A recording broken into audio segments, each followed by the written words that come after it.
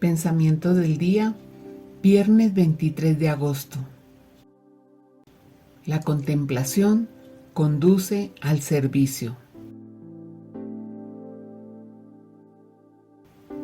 El atractivo del tiempo moderno.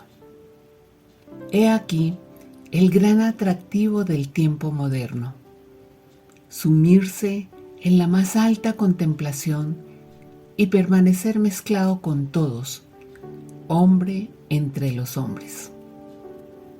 Diría más aún, perderse en la muchedumbre para informarla de lo divino. Diría más aún, hechos partícipes de los designios de Dios sobre la humanidad, trazar sobre la multitud estelas de luz y al mismo tiempo compartir con el prójimo el hambre, los golpes, las breves alegrías.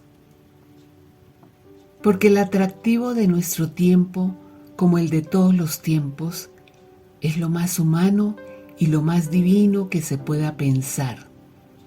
Jesús y María, el Verbo de Dios, hijo de un carpintero, la sede de la sabiduría, ama de casa.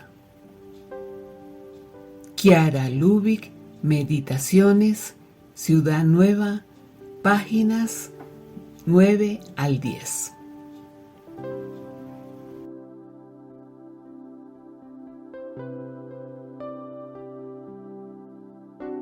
Palabra de vida, agosto de 2024.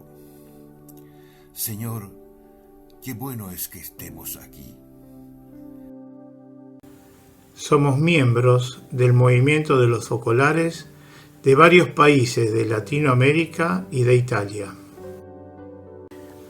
¿Te gustó el video? Danos un like, un dedito hacia arriba porque te gustó. Suscríbete al canal y no dejes de tocar la campanilla, así te avisaremos cada vez que subimos un video.